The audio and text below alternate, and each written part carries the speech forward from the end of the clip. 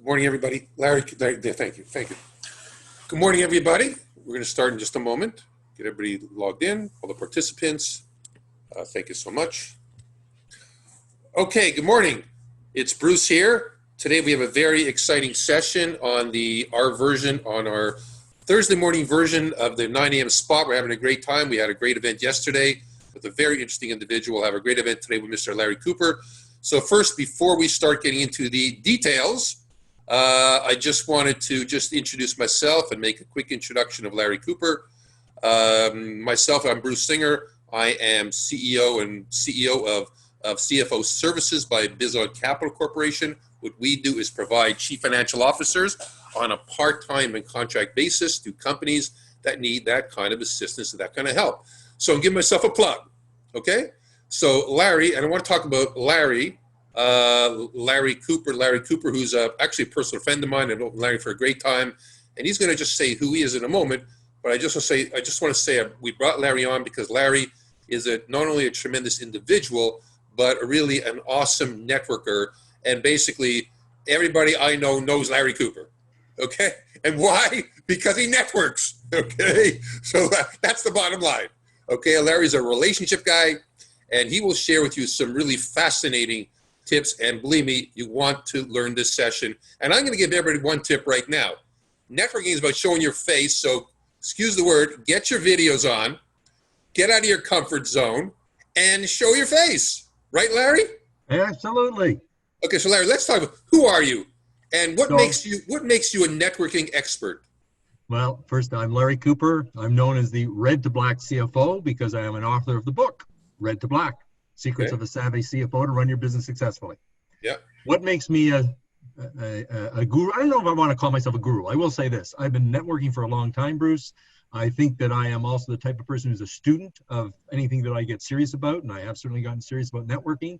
And so I've done a lot of reading, I've done a lot of practice, and I put it into action. I created an organization called Toronto Finance Network, TFN for short, about 10 years ago.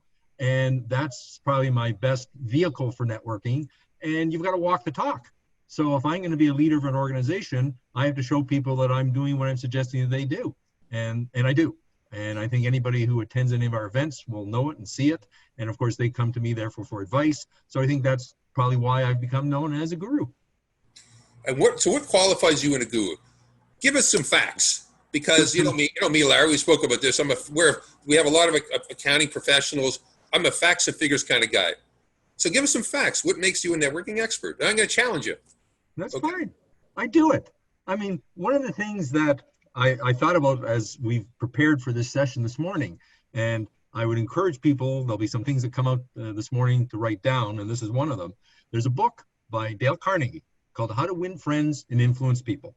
Yep. And I consider that book is ageless. It's the type of book that you can pick up many times and learn new things in it. And I read that many years ago and have reread it a number of times. And so you want facts. One of the things there, obviously in the title, How to Win Friends and Influence People. You meet a person. Do you get their name right? Do you spend the 10 seconds to hear it, to learn it properly, to use it? Big deal, according to Dale Carnegie. It's the first principle. But back to your question on facts. For me, one of the biggest gains of networking for me has been how it's helped my career. I've been a CFO since I was 30, and all along the way, I have built a network so that when I encounter issues, I've got people to go to because I'm not shy about saying I don't know something. And I've got people to go to who I think would know better than I. And that has probably obviously stood me in good stead because, as I say, I've been a CFO since I've been 30. My career has progressed well, and I've always done well in the companies that I've worked at or the clients that I've worked at. And part of it is I have this network behind me to provide the knowledge that I might not otherwise have. We can't know everything. That's why you want a network. Okay, but I'm an entrepreneur. I'm talking to myself. I'm an entrepreneur. Okay, I want to know about money. What's in it for me? Where's the monetization of networking? Well, the monetization is the monetization, because let's separate between people who are employees and people who are quote independent consultants. Okay. If you're an employee, which is the example I just used, you want to be the most effective, presumably CFO, senior finance professional in your job. And it's going to tell when your boss asks you something that maybe you don't know and you don't want to say you don't know. You say, I'll get back to you. You right away look in your network, who's going to know? You call them. Now you can go back and look smart and intelligent, and he or she is impressed. That's On the interesting. entrepreneurial side, it's all about having clients. And so you reach out to your network that if it's a matter of finding clients, then, the name of the game, quite frankly, becomes who can they introduce you to that will ultimately lead to a client. Okay. And this happened to me. This is a fact, as you asked me. Yeah, give me your story. Like, give me I'll give you one a of my specific stories. example. I got a call. The fellow was kind of cute at it, but he says, Larry, I'm looking for somebody who combines business development and finance. Do you know anybody? Now, I knew this gentleman because he was in my network. And I guess he was not one to ask me directly. There was probably a handful of people who met those qualifications. I was one of them. My point is, he was in my network. I'm probably the only person he knew in his network that met those qualifications. He contacted me. I got the job. Okay. Okay. I want to talk about, and I'm going to remind people again, by the way, guys, people, girls and boys, everybody, we're networking. Again, I'm going to stress people, turn on your videos, get out of your comfort zone. Because Larry, networking, part of it, am I correct? It's getting out of your comfort zone. Absolutely. That's part of successful networking, and that's how you win. Okay? So, Larry, let's talk about networking. So there was networking in I call it pre-COVID and post-COVID. Okay, share about networking prior to COVID-19, and then we'll get into a really good discussion about the transition. Because how do you network when you can't meet people face to face? Oh, I think it's actually become Where's the easier. world changed? So let's Yeah. talk about networking prior and networking post. So let's talk about, in quote, the normal world before COVID. Typically, it's about physically meeting people. Well, it may start with a phone call. It probably more likely starts that you attend some sort of meeting, some sort of event, a seminar, etc. And one of the things that I find when you're at these events, and here's, again, one of the tips. If you've never gone to this event, and let's say it's a regular event, so you feel as a stranger, you're awkward. Well, you're not the only one. There's many other people in the same boat. So here's your tip. Look for the people who are by themselves and go up to them and introduce yourself. Second point, and people are very weak at this, and I gotta admit, I find it very annoying because you have time to practice. You all have heard about the elevator pitch. People are terrible at it. They don't practice it. They're not succinct. They're all over the place. Coming to the third point about networking, let's be honest. What do you want to get out of it? If you can't enunciate in less than a minute what somebody can do to help you, they're not going to be able to help you. I had a gentleman in TFN write me an email. I'm looking for an opportunity. Okay, I write him back. Tell me your ideal client. He sends me back his resume. Do you think I'm going to be able to help this gentleman? It's not my job to chase him. He wants something. He's going to do a little bit of work at it.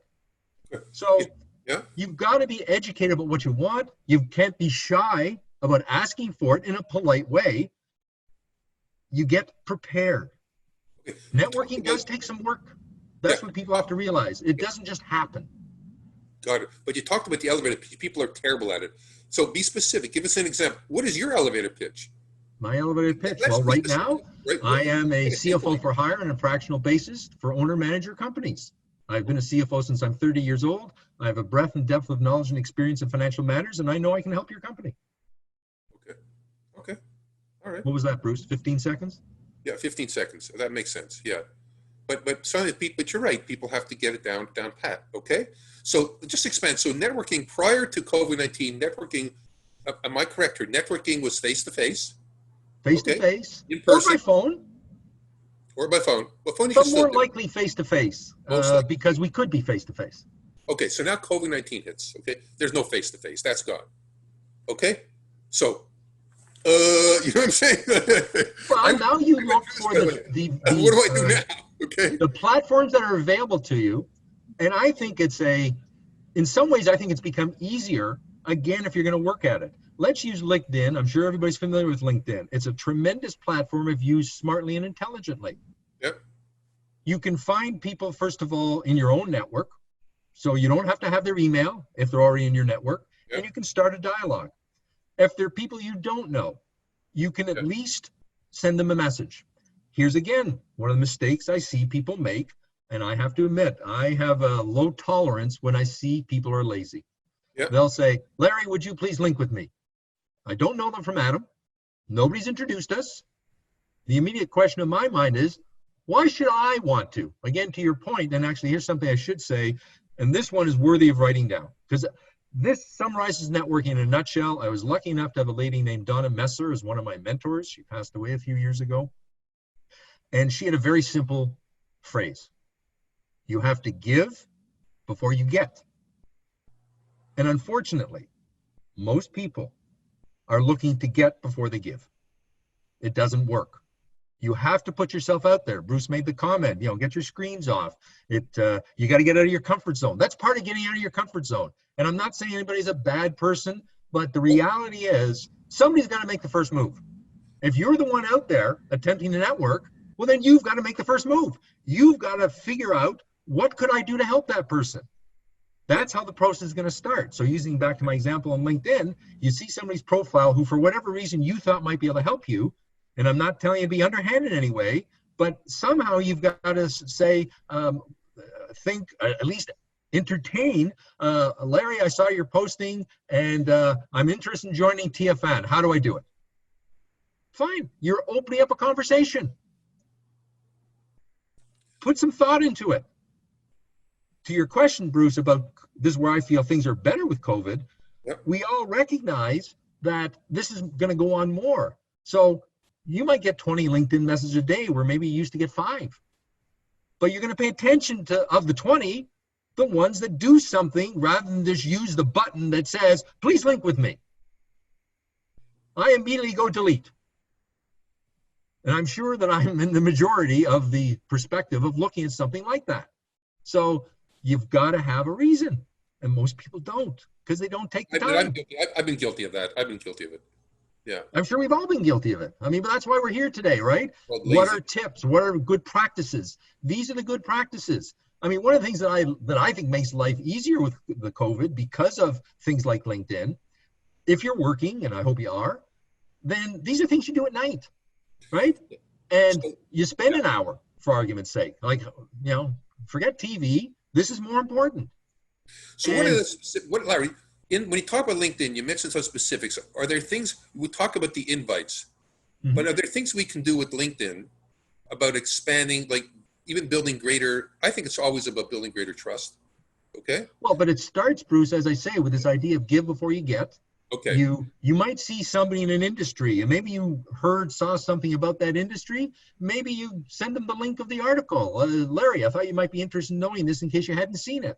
This is what I mean by thinking a bit about what you can do to help that other person. Admittedly, you got to get the connection first. And let me say, Bruce, we're talking specifically about LinkedIn, but let me expand the discussion for a second. I think there's ultimately 2 parts of networking. The first part is meeting somebody for the first time. Yeah. And there's, obviously in COVID, it's going to be likely some form of electronic means, email, Correct. LinkedIn, etc. But then, and this is again where people are weak. Let's say you make the connection. Do you keep the connection? Do you maintain it? Do you follow it through? And again, I'm sorry to say, people are terrible. Let's even say you had a phone call. Don't wait for the other person. This again goes to Donna Messer's give before you get. You and I have a phone call, Bruce. Let's even say, okay, great phone call. We'll get in touch in 2 or 3 weeks. Don't wait for Bruce. I'm going to send you the email. I'm going to say, Larry, Bruce, let's have another follow-up phone call. Maintain the relationship on an ongoing basis. One of the things that many of my friends will say to me, and they love me for it, is Larry keeps our relationship together. I admit, I'm speaking for them, I'm lazy, I don't call, but Larry always calls. So Larry, I'm going to challenge you. I actually, okay, you're right. I'm going to give you some, let's see, I'm going to tell you right now, Larry, geez, man, if I did what you told me to do, I'd be working 24 hours a day, nights, weekends, forget about my TV night. Okay. I'm working 24 hours a day. Okay. I mean, Larry, come on. I mean, like, I have a life. Okay. Talk about the obstacles, because I think we have to live in a life balance. Okay. Sorry. People don't get out of the comfort zone. That initial step, I don't want to say it's scary, but it's different. You're not accustomed to it. But I'll tell you a quick story that helped me in a work context. I had just been given the assignment to be both CFO and Director of Business Development in a pharmaceutical company. Yeah. And typically that's in a sales marketing role. So people looked at me and said, what the hell does Larry know about business development? The truth was I didn't, but I had a boss who had total confidence in me, and he was there to support me. And I'm the type of person, when I'm doing something I don't know, I learn, I listen, I get feedback, I go to experts. And he supported me whenever I didn't know what to do. But here's the point as related to networking. When I would make the calls, I created a script because I didn't have the confidence to be consistent of the message I wanted to give. So I sat there and spent the time planning. What did I need to say? What did I need to ask? How do I need to see the conversation flow? And I typed out a script. So at the beginning, I was very much like a machine. I would read the script in a way that didn't sound like I was reading it, but after a while, I got comfortable with it. Well, the same thing here. If you get to that point with the phone calls, even if it's a cold call, you gotta know what you're gonna say. So you're sounding professional. You're sounding like you know what you want. And this is something we talked about earlier. Too many people don't know what they want. Well, then how the hell do you expect the person on the other end of the phone or meeting to help you? So again, it comes back to, I'm sorry, I'm gonna sound like a broken record today. If you don't know what you want, how are they gonna know? Well, Larry, sometimes I hate to say this, but I need to be beat over the head sometimes. And sometimes we need to. So I'm going to beat people over the head right now. We got a huge turnout here. Get out of your comfort zone and get on your videos. We still have people not showing their face. Obviously, people attended this event to make change and learn something. So I'm going to give everybody a big learning. Turn your videos. Okay, that's the big one. Okay? And actually, I think we should tell people why, Bruce. Hold on, just a second. One of the things that, and it's in the context of COVID, I don't know if people know this fact. They've done studies. And when you're communicating, people think you should pay a lot of attention to the words.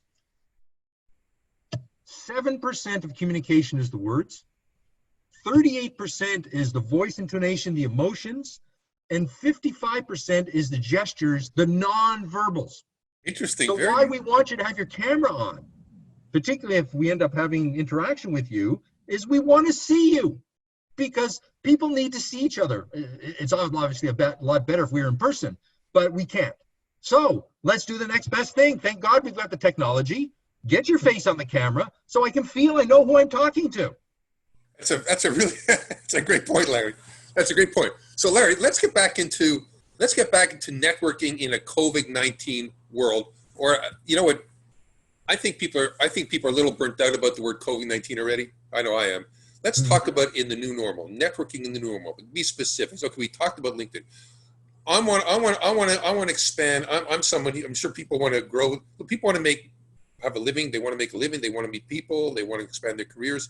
So can you expand on networking? And it's got to be more than just LinkedIn. Well, I think LinkedIn is let's be honest. Facebook versus LinkedIn. LinkedIn is the professional platform. I must admit, I personally don't have a lot of patience for Facebook. I find a lot of wasted time because I'm a pretty serious guy most of the time, other than I like to have my fun too. But LinkedIn is well known as the professional Facebook, if you will. And I got to tell you, and I'm sure even those of us who are better at it, don't come close to using all the tools that are available there about researching people, about researching companies. I mean, I'll give you a simple example, and I'm sure we're going to talk about it at some point today, so I don't want to preempt you, Bruce. But let's say you are going to meet somebody for the first time, again, by phone, whatever. First thing I do, I go look up their LinkedIn profile so that I know who I'm talking to, at least based on the facts on a piece of paper. That also now gives me ammunition, I hate that word, but I'll use it, about what I should know about them to make it a better conversation. And I'll probably look at something and I'm not make it frivolous, but some question that I'm seriously asking about, having read their profile, that I want to know. Here's again a tip. And again, I'm sure people have heard this in various ways. One of them is, we have 2 ears and 1 mouth. Listen twice as much as you talk. The other one is, you should be listening 80% of the time. Pick which one you like. But the point is, you want to let the other person do the talking, which means come up with some questions and then let them talk. Okay. I don't care who you are, Bruce. Everybody likes to talk about themselves versus the other person. You want to be the smart networker? Let them. We're going to get 10 in a minute. We're going to invite some people to talk. But I'm going to ask you a question. You just said ask questions. So I want to network. I get it with LinkedIn. Can we go, what's beyond LinkedIn? Is there a beyond LinkedIn? Well, I know there's a lot of sites, Toronto entrepreneurs. I mean, I'm sure if you Google many sites, TFN, I'll come back to that in a second. There's many sites where there can be some form of networking. It's a membership group-based group. Again, part of the difficulty, Bruce, I believe, is that there are many organizations that have been created that are membership-based. Some are free, some are not. But if you're not an active member, then it doesn't matter. So the key is people get into sort of a chat, and this is sort of a little old school. We're not so much into that other than when we're on a Zoom call. But there was a time back 10, 15 years ago, you'd sit there in front of your computer and you'd be chatting by typing. That seems to become a bit passé, not sort of on a live basis. You might put in a comment, a question, and then hopefully other members will come in and answer it and continue the dialogue. And if you are sitting in your computer, well, then you may get back to that sort of semi-live state that you're answering, they're answering, and back and forth it goes. So that was. Oh boy, Larry, you just froze. You just froze, Larry. You'll probably kick back in a minute. Would be one way. Quite frankly. We're having some technical difficulties, Larry, on our side. Your screen froze. Who froze? So it might kick back in a minute. You froze. Okay, Larry, keep talking. Now you can talk now. So my point, you might be in a chat with somebody, and if it were me, I'd say, why don't we go offline and actually call each other? Heaven forbid, we're going to talk to each other. To your point, let's be honest, Bruce, the electronic platforms, whatever they are a means to an end. The end is to get some sort of true personal interaction. That personal interaction right now is obviously going to be extremely difficult in person, but the phone is a pretty good alternative. A Zoom call is both phone and visual. That's where you want to go. I mean, I've had numerous calls of recent vintage from the new activity that I'm doing, meeting people that I don't know that have been referred, we've been jointly referred. And it reminds me now as a tip, I mean, that's the best way to meet people, quite frankly. To get a referral. Okay. To have somebody, a third party who knows both of you say, Bruce, Larry, you should meet. And if we both know the person and respect them, then we're going to take their advice and we're going to meet. I want to ask a question to the audience. I'm going to ask a question to you because we're going to get to some Q&A in a minute. If anybody in this audience knows some other networking organizations or networking sites, please share in the chat or the Q&A so other people can really see, because there's one that I found that I'm going to share with people that's really, really good. It's called TechTO. TechTO as it sounds. They have some, I don't know if anybody used this. They've got some tremendous, tremendous networking. And personally, I've met a lot of people. And there's Toronto Entrepreneurs is another one, but TechTO is really, really good for people that want to network. They have them constantly. So if there's other ones that you'd like to share with the group, with the audience here, please put that in the chat. It would be really, really good, or the Q&A, or share it. Okay, so Larry, what is the real secret behind effective networking? What is the common faux pas and the real secret behind networking? I think you just said two different things, Bruce. The real secret versus the faux pas is the mistake. So the real secret is the Donna Messer statement: give before you get. You have to be in the right mindset to go into it with giving, not what am I getting out of it. Okay. Don't have the accountant's mindset of what I'll call a tit for tat. Okay, if I give this much, I've got to get this much back. Okay. You want to go in it with an open heart, an open mind. How can I serve the other person? And you may not even get anything, quote, back from that person. Okay. But when you put yourself in that state, that mindset, it's going to, the old saying, what goes around comes around. You're going to get it, be it from that person, somebody else, some other way, because you're putting yourself out there, you're a giving person, and people will see that, and that just becomes your persona. So that, to me, is the biggest piece of advice. The contrary, the faux pas, is people going into it, and I'm sorry to say, it's sad, but it's true. Most people go into it right away with, what can you do for me? Okay, so I'm going to ask you one question, then we're going to jump right to Q&A, okay? And on the Q&A, I'm going to bring it up. I see your questions on the Q&A, and you're welcome to ask personally if you'd like to. I can ask it, but if you want to, I'll talk about the question. You can ask Larry directly, because again, it's getting out of our comfort zones. Okay, and one of the things we want to do here is be more interactive. But I want to ask a question before that I'm going to share with everybody here. What I found out one of the biggest mistakes people make with networking is they all of a sudden they network when they need a job or they need something. Big mistake, because Absolutely. people will perceive that as well. You need me now. You know what I mean? Like you know what I mean? Where were you before? Right? You didn't return my calls. Okay. The time to network is when you don't need someone, is earlier on. So when you are in a position that you need someone, that network will come through for you. Okay. If you only start networking at that point when you're in a position of, I call, weakness, or you need something, I think that's a big mistake. Okay. It's not only a mistake, Bruce. I mean, I see it at TFN all the time. I haven't seen somebody in a meeting for 2 years. All of a sudden they show up. I'm happy to see them. I need a But job. I'm saddened because I know before they even approach me, the reason they're coming is they now are in transition. And, Big mistake.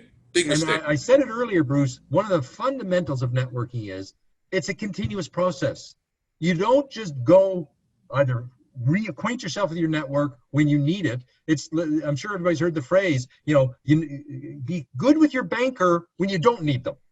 So when you do, they're there for you. Well, your network is the same thing. Although I will say, Bruce, one of the things I've seen in COVID that has been a pleasant surprise, I have been contacting people because of the new endeavor that I'm working on with McKay CEO Forums. And I've talked to people I haven't talked to 2, 3, 4 years.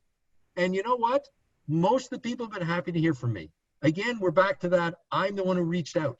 So no one's saying, oh, Larry, I haven't heard from you in 3 years. I reach out again in a spirit of just, how are you doing? What's going on in your life? Not looking for something. Okay. Happy to connect. Good. So Larry, we're going to get more interactive here, okay? This is a great turn-up, by the way, today. We had a fabulous turn-up for this session. I want to thank you. Great discussion. Great discussion, okay? So we're going to get people involved. And the people have the Q&A is, if you want to ask a question to Larry, turn on your audio. We can turn on for you. And please ask the question to Larry directly, because networking again is about getting out of your comfort zone. So there are some questions here. If you'd like to, you can feel free. I can ask this question. You can ask Larry directly. Here's one question. Can you give some advice for those who consider themselves introverts? Yes. Okay, Well, that's a big one. Okay. That's a big one. Right now. Okay. And here's, so I think I've said some of the things that I would consider. Number one, if we were talking live, you go to a live event, you're not the only one. Look around the room. You'll see people standing by themselves. They're the same introvert as you are. Go over to them and just say, hi, my name's Larry Cooper. That's all. I don't care if you talk about the weather. Think of some simple little question. Have you come to this event before? Anything that gets the conversation started. Once it starts, I got to tell you, you'll be fine.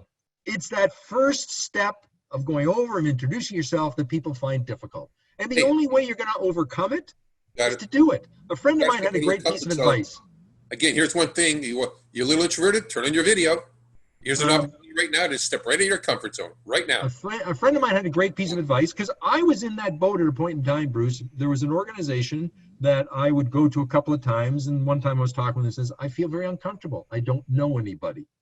So he said to me, Larry, that's because you don't go often enough. If you went more often, you'd start meeting the people, and then you'd feel comfortable. Okay. Seems silly and obvious, but that's the fact. Gotcha. I'm going to interrupt you, because we're going to get other people do the talking now. We're going to do some semi-networking, okay? So if you have a question to ask Larry, just show your hand, okay? And we'll call you out. And I can call you out if you like. I can call you out. I'm going to call someone at the line. Ankit, I was just going to call you out. Ankit had a question. Ankit, ask Larry your question. Let's be interactive. Okay, thanks, Bruce. Hi, Larry. Good. You gave some good feedback. I just wanted to understand, you're talking about a lot of good conversations on LinkedIn. Isn't Twitter good to handle professional conversations so that, when you're connecting on LinkedIn, people find merit in connecting rather than just a random connection on LinkedIn?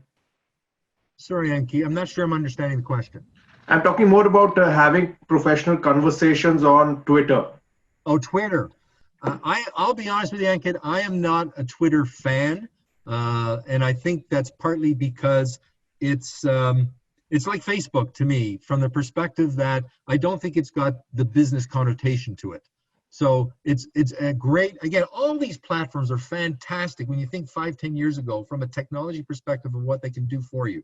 Having said that, though, they all have a certain reputation, whether it's Instagram, whether it's Twitter. And I'm going to suggest to you, my bias, I don't think that they have a good business connotation. So particularly if you are reaching out to somebody that you don't know, and I talked about it briefly. Let's say you want to connect with me. You send me something in Twitter, correct me if I'm wrong, I just don't use it. I get text. I don't know who Ankit is. You send me a LinkedIn. What do you think the first thing I do before I do anything? I look up your profile. I see your picture. I get a sense of who you are, so I'm more intelligent to be able to talk to you. Again, this goes back to the mindset of giving. I don't want to appear stupid. I want to do my homework. So that's why I like LinkedIn. And here's a tip that should be obvious. Make sure your damn LinkedIn profile is as good as you can get it. Put every damn fact you can put in there. Get your endorsements. Don't take 5 minutes and be done. It is the vehicle for business people today. It is your online business resume. That's what it is. Treat it seriously. Sorry, someone put their hand up. Sri, do you want to ask a question, Sri? I'm sorry. You put your hand up? Yeah, Sri wants to ask. I just wanted to say that Thank you, that one of the biggest things I find, and I think I put it in the comment as well, two things. One is when people, I think LinkedIn is a great platform if you know how to use it properly in the business context. But to Larry's point, that's true. When I go and look at LinkedIn profile, let's say Ankit sends me something, or Patrick, I look at the profile. Guess what? Many people who send me, or at least some who send me invites, they don't have a photo. I don't even know what's your point. If you want a brand, put a photo. What would you do for networking if you were to do face-to-face pre-COVID, what we talked about? I don't know who you are. I don't know. Should give me a photo. The other put off is add me to, I'd like to add you to my LinkedIn network. For what? So, just sharing my experiences. So I always try to take the time to Larry's point, say, okay, what can I put, let's say 3 or 4 sentences, don't give a big paragraph, why you want to connect, right? So anyway. That's a great point. It's a great point. Another question came in from the Q&A. I'm not sure if he's still on, but it was a great question. Larry, can you give an example of what to write in your first connection request versus sending the standard vanilla invite? Well, I would never use the standard because I think most people will ignore it. And this goes back to, I think I talked about it. You look, and this is why it's so important that people have a good profile. So you find somebody you want to connect with. You, of course, have a reason. Now, unless the reason is going to be compelling to them, you've got to figure out, why should they care? You've got to put yourself in their shoes. So when you're writing that message, it's got to address something that is going to get their attention. Now, I'll give you an example that I've seen recently. At least gets me to read the thing, and I'll then think about it. They may say something like, Larry, I see that you run a networking group called TFN. I offer this service that your members may be interested in. Oh, yeah, right away, yeah. Okay, now I've got some context. I've got something that may help my members. Fine, let's begin a dialogue. So that's somebody giving some thought to something, and not, yes, they're looking at their own benefit, but they're also looking at my benefit. And that's the point I'm making. If they're not telling me as being the recipient of why I want to network and link with them, I can ignore them. It's that simple. Okay. Again, thank you, Larry. Again, if anybody has some questions, we're looking for questions, please just raise your hand and just feel free to ask the question. Just feel free. Sorry, Sri, take off your mic. Sorry, Bruce and Larry, I wanted to say thanks for this, but I think I'll have to jump off in a minute. Oh, thank you, Sri. Thank you. Thank you. Thanks. I appreciate the opportunity. Thanks. And we're gonna end in a few minutes, anyways. This has been really, really good. Okay. Does anybody have another question? I'll make some final comments. Anybody want to ask Larry another question? Larry, a couple things before we say thank you. I'm going to give. There's a couple things I want to bring up, and this was a great session to get people. But Larry, so what if we had to summarize it? What's one key takeaway that people right after this call they can leave with? What's the one takeaway you want to give people? The one action or takeaway that they can do to raise their game? You know what I mean? Well, I'm going to give two because one is a mindset and one's an action. The Okay. mindset, you've got to, again, I'm going to go back to Donna Messer, bless her soul. Yep. Give before you get. Okay. Otherwise, you're wasting your time. The action, and I said it just a couple of minutes ago, go look at your LinkedIn profile with a jaundiced eye. How does it look to somebody else? And spend the time. Get it more complete. If you've got friends, you know, there's that box at the bottom. I forget if they call it endorsements, but something like that. Get endorsements. Get every section of your LinkedIn profile filled in. Here's one that's obvious, but I see this all the time. You haven't updated it in months. So, I mean, I'm going to do a plug for 20 seconds, Brew, if you don't mind. I've just started a new endeavor with an organization called McKay CEO Forums, and we're a peer-to-peer learning organization, and I am organizing a group for CFOs. And so I'm contacting people, and I look at their profile, and you know, it'll say that they're CFO of company X, you know, from 1915 to you know, present. I call them, oh, I'm in transition now. I left that job a year ago. Now, I know them, so I'm not so upset that I contacted them. But imagine that it's a cold call. They look stupid because they've been lazy to not update their profile. Good point. Yeah. We're all guilty of it, by the way. Well, you asked for tips. We're all guilty of I it. mean, they seem so obvious. Yeah, I'm guilty of it. I mean, I've been guilty. I got to do some work on updating my profile. Okay, so we're going to end, but before we end, I want to talk about something that, sorry, Larry, to interrupt, because something that I feel very passionate about. And next on August 12th, next Wednesday, there is a conference that we're doing.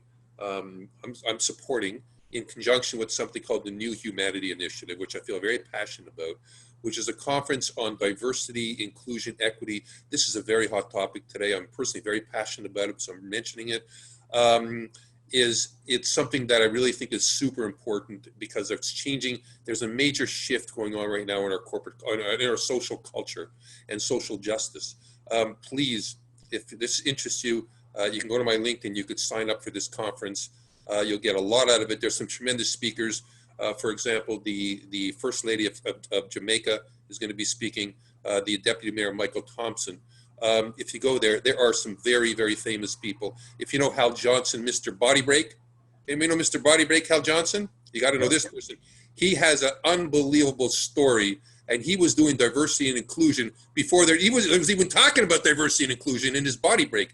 He is a special guest, and I really think this is there's film, we're talking about movies. Wendy Sukier is going to be on it. She's a tremendous campaigner, very famous for diversity and inclusion. I'm giving it a plug. I really encourage everybody to check this out.